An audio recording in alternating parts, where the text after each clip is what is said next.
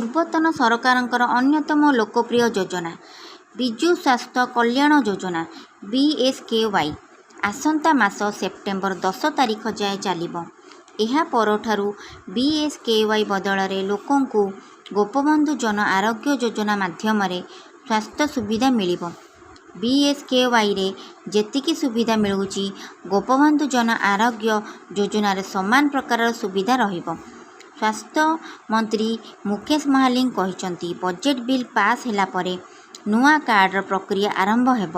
ଏହା ସହ BSKY କାର୍ଡ଼ର ରୂପରେଖ ବଦଳିଯିବ। ସେପ୍ଟେମ୍ବର 10 ତାରିଖରେ ବିଲ୍ ପାସ୍ ହେବ। ତା ପରେ ପର୍ଯ୍ୟାୟକ୍ରମେ ଗୋପବନ୍ଧୁ ଆରୋଗ୍ୟ ଯୋଜନା ଲାଗୁ ହେବ। ଏବେ BSKYର ଯେମିତି ଚାଲିବ କଥା ସେମିତି ଚାଲିବ ବୋଲି ମୁକେଶ ମହାଲିକ କହିଛନ୍ତି। ବର୍ତ୍ତମାନ ପରିପ୍ରେକ୍ଷୀରେ ବିଜୁ ସ୍ୱାସ୍ଥ୍ୟ କାର୍ଡ଼ ମାଧ୍ୟମରେ 96.5 ଲକ୍ଷ ଟଙ୍କାର ଚିକିତ୍ସା ସହାୟତା ମିଳୁଛି। ପରିବାରର ମହିଳା ସଦସ୍ୟଙ୍କ ପାଇଁ ବାର୍ଷିକ 10 ଟଙ୍କାର ଚିକିତ୍ସା ସହାୟତା ମିଳୁଛି।